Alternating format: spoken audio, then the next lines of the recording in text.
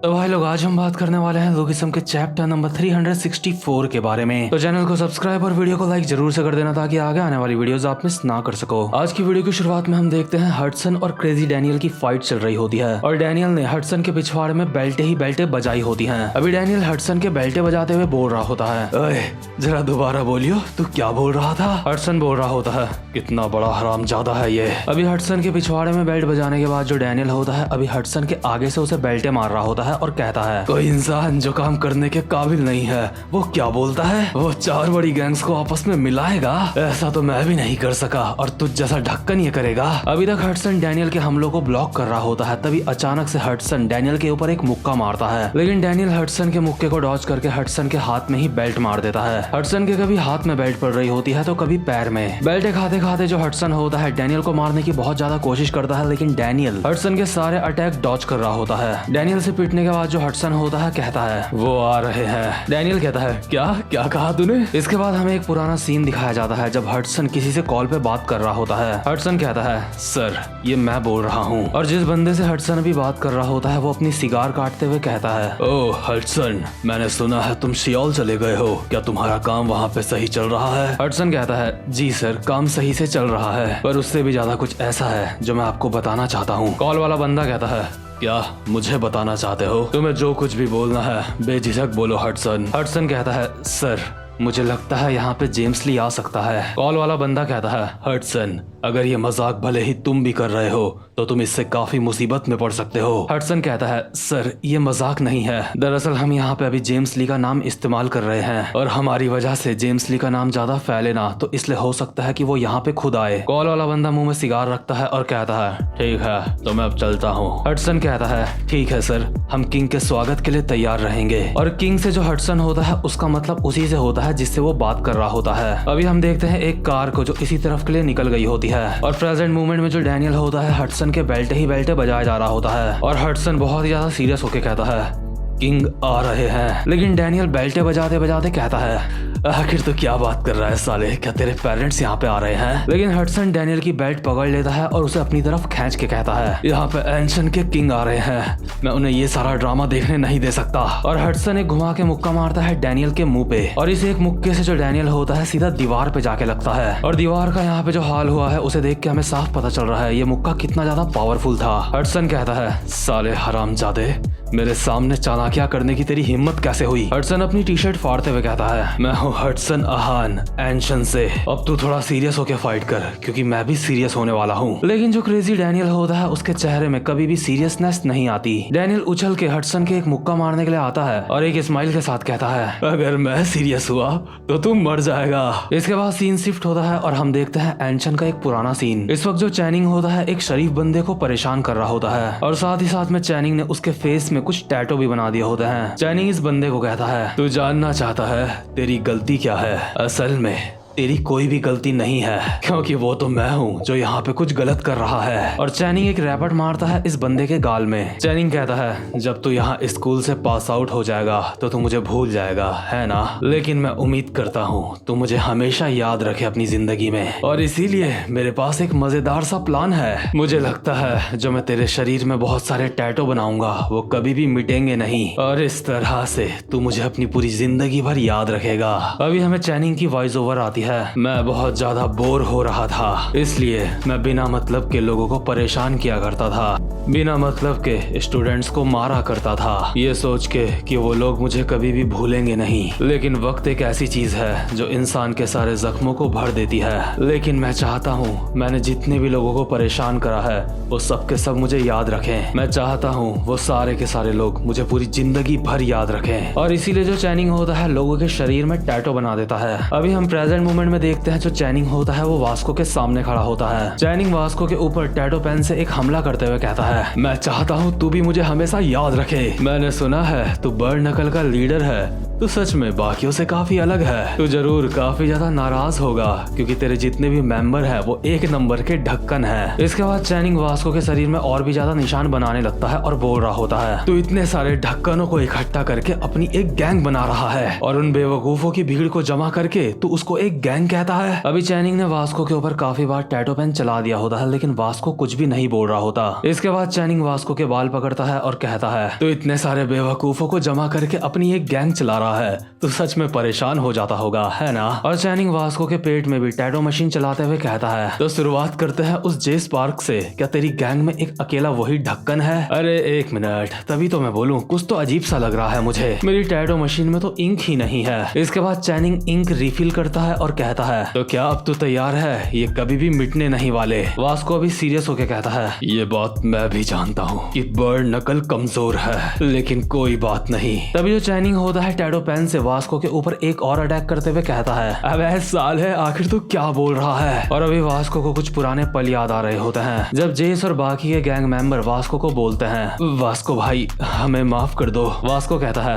आखिर तुम किस चीज के लिए माफी मांग रहे हो? जेस कहता है, हम सब तुम्हारे ऊपर हमेशा बोझ बन के रहते हैं। बिग डील, वर्कर्स, हॉस्टल, वो सारे के सारे ताकतवर हैं, लेकिन हम ताकतवर नहीं हैं और हमारी कमजोरी की वजह से तुम्हारा ध्यान हमेशा फाइट से हट जाता है। तुम्हारी मदद करने की बजाय हम हमेशा तुम्हारे लिए परेशानियां खड़ी करते हैं। हमने ये गैंग बुरे लोगों से फाइट करने के लिए बनाई थी, लेकिन हमारी पूरी गैंग में बस एक तुम ही हो जो बुरे लोगों से सच में फाइट करता है। वास्को कहता है, तुम्हें बस इसी माइंडसेट की जरूरत है। तुम बुरे लोगों से फाइट करना चाहते हो, मेरे लिए इतना ही काफी है। और जैसे ही अभी चैनिंग वास्को के टैटो पेन से हमला करने वाला होता है, तभी जो वास्को होता है मुक्का मार के चैनिंग के टैटो पेन को तोड़ देता है और चैनिंग के मुंह पे एक मुक्का मार के उसको जमीन में चिपका देता है। ये मुक्का चैनिंग के इतना ज्यादा जबरदस्त पड़ा होता है कि पुलिस वालों को चैनिंग को उठाना पड़ता है। पुलिस वाले कहते हैं, हे क्या तुम ठीक हो? तुम्हारा चेहरा कुछ ठीक नहीं लग रहा है। चैनिंग अपने मन में सोच रहा होता है, आखिर ये किस तरीके का अटैक था? क्या मुझे किसी ट्रक ने टक्कर मारी है? चैनिंग पुलिस वालों को कहता है, मुझे छोड़ दो, मुझे तुम्हारी मदद की जरूरत नहीं है। और चैनिंग वास्को को मारने के लिए अपनी जेब से 2 हथियार निकालता है और कहता है, ठीक है, अब मुझे मजा आ रहा है, तो तू अब मुझे अपनी पूरी पावर दिखाएगा, है ना? क्या ये तेरी पूरी पावर थी? लेकिन मैं अब तुझे अपनी ताकत दिखाऊंगा। लेकिन तभी वास्को चैनिंग के कंधे में चढ़ के उसके मुंह पे कोहनियां बजा देता है। वास्को कहता है, क्या तू बोल रहा है ये मेरी असली ताकत है? अभी तो बेटे मैंने शुरुआत भी नहीं करी है। इसके बाद सीन शिफ्ट होता है और हम देखते हैं जेक को, जो अभी लाइनमैन से बोल रहा होता है, क्या बर्ड नकल? हाँ, वो कमजोर हैं, लेकिन ऑफ कोर्स उनका लड़ने का मकसद काफी अच्छा है। वो एक ऐसी गैंग है जो बुरे लोगों को सबक सिखाती है, लेकिन उनकी गैंग के साथ दिक्कत यह है कि वहाँ पे सिर्फ वास्को ही एक ताकतवर है। लाइनमैन कहता है, क्या वास्को की ताकत के अलावा उनके पास और कुछ नहीं है? जेक कहता है, हाँ, और इसी वजह से वो लोग काफी ज्यादा खतरनाक हैं, क्योंकि वास्को उनका हीरो है। वहाँ पे एक वही सबसे ज्यादा ताकतवर है, इसीलिए वास्को के पास कभी भी हारने का ऑप्शन नहीं रहता। चाहे कुछ भी हो जाए, उसे हर हाल में किसी फाइट को जीतना होता है। अभी हम देखते हैं वास्को चैनिंग के मुंह पे एक मुक्का मारता है और चैनिंग का बेब्लेड बना देता है। इस मुक्के से चैनिंग के 2 दांत भी टूट जाते हैं। चैनिंग कहता है, मेरे दांत। अभी जो चैनिंग होता है उसकी पूरी बॉडी कांप रही होती है और वो ठीक से खड़ा भी नहीं हो पा रहा होता, लेकिन अब भी चैनिंग के अंदर का घमंड गया नहीं होता। चैनिंग अपनी जेब से काफी सारे पैने हथियार निकाल देता है और कहता है, हाँ, ये एक असली फाइट है। अब मुझे लग रहा है जैसे मैं सच में किसी से फाइट कर रहा हूँ। तो तू जानता भी है मैं कौन हूँ? मैं हूँ एंशन का चैनिंग चोई। मैं वो चैनिंग चोई हूँ जिसे 3 साल पहले गन और गो ने भी ताकतवर कहा था। अभी चैनिंग की आंखों से आंसू आ रहे होते हैं और नाक से खून निकल रहा होता है, लेकिन उसके बावजूद भी चैनिंग का घमंड नहीं गया होता। लेकिन तभी वास्को चैनिंग के मुंह पे घुटना मार के उसको दीवार में चिपका देता है। अभी चैनिंग के थोबड़े का नक्शा पूरी तरह से बिगड़ चुका होता है और वास्को अभी पहली बार इस्तेमाल करने वाला होता है ब्रैकडेक की फॉरबिडन स्किल नंबर 3। और जिस तरह का पोस्टर अभी वास्को अटैक करने के लिए बना रहा होता है, चैनिंग इसको देख के अपने मन में बोलता है, क्या ये मेरे एक लो किक मारने वाला है? इसको देख के तो यही लगता है। आखिर ये किस तरीके का फाइटिंग पोस्टर है? लेकिन तभी वास्को चैनिंग के घुमा के लात मारता है और ये लात इतनी ज्यादा खतरनाक होती है कि ये जहाँ पे भी पड़ी होती है वहां से इसने दीवार को तोड़ दिया होता है। और जब वास्को की लात से दीवार टूट चुकी है तो चैनिंग की तो क्या ही औकात है। चैनिंग की अभी दोनों टांगे टूट चुकी होती हैं और उसका सर जमीन में धंसा हुआ होता है। वास्को कहता है, मैं बुरे लोगों से फाइट करता हूँ और आज के बाद तू अपने पैरों पे कभी भी खड़ा नहीं हो पाएगा। और अभी वास्को की इतनी ज्यादा खतरनाक लात को देख के जो पुलिस वाले होते हैं वो भी काफी ज्यादा हैरान हो जाते हैं। वास्को अपना हाथ पुलिस वालों की तरफ बढ़ाता है और कहता है, मुझे गिरफ्तार कर लो, मैं भी एक बुरा इंसान हूँ। पुलिस वाला कहता है, मैं करना तो चाहता हूँ, लेकिन मुझे ऐसा लगता है कि हमें यहाँ पे नहीं होना चाहिए, तो इसलिए इस बार मैं तुम्हें जाने दे रहा हूँ। तो खैर अभी चैनिंग का काम तमाम होने के बाद हम देखते हैं डैरियस को। डैरियस भागता हुआ कैरियोके के बाहर आता है और कहता है मैं बड़ी मुश्किल से वहां से भाग के आया हूँ। डैरियस अपने मन में बोल रहा होता है, मैंने सोचा नहीं था डैनियल पार्क इतना ज्यादा ताकतवर होगा, लेकिन हडसन उससे फाइट कर रहा है, तो सब कुछ ठीक होगा। अभी जो डियोल होता है वो भी यहाँ पे आ जाता है और डैरियस को अपने कंधे का सहारा देता है। डियोल डैरियस को कहता है, हे डैरियस, आखिर क्या बात है, अंदर तो सब कुछ खत्म हो गया था, है ना? डैरियस कहता है, डैनियल पार्क दोबारा से उठ गया है, लेकिन हडसन सब कुछ संभाल लेगा, और आखिर तुम लोग यहाँ बाहर क्या कर रहे हो? और डियोल अपने मन में बोल रहा होता है, साले डैरियस, आखिर तूने मुझे कहाँ पे पकड़ा है? डियोल कहता है कि क्या हम सब यहाँ पे क्या कर रहे हैं? हम एंट्रेंस की रक्षा कर रहे हैं यहाँ पे जो हमारे सबसे ज्यादा बेहतरीन बंदे हैं, हमने उन्हें ही यहाँ पे तैनात किया है। यहाँ पे जितने भी बंदे खड़े होते हैं, डैरियस इनको देख के कहता है, हाँ तुमने बिल्कुल सही कहा, ये हमारे सबसे ज्यादा बेस्ट बंदे हैं। डैरियस अपने मन में बोल रहा होता है, बहुत अच्छे, लगता है मैं यहाँ पे सुरक्षित रहूंगा। मुझे लगता है मुझे थोड़ी देर तक यहाँ पे रहना चाहिए और मामले के शांत होने के बाद अंदर जाना चाहिए। लेकिन तभी यहाँ पे आता है फर्स्ट जनरेशन का लेजेंड यानी कि जेम्स ली। जेम्स कहता है, एक्सक्यूज मी, मुझे तुमसे कुछ पूछना है। डैरियस अपने मन में कहता है, क्या एक हॉट लड़का आखिर ये यहाँ पे क्या कर रहा है? लेकिन जेम्स इन सबको कहता है, क्या यहाँ पे ऐसा कोई बंदा है जिसका नाम जेम्स ली है? ये जितने भी बंदे होते हैं ये सारे के सारे जेम्स ली को कहते हैं, हे आखिर तुम्हारी हिम्मत कैसे हुई यहाँ पे आने की,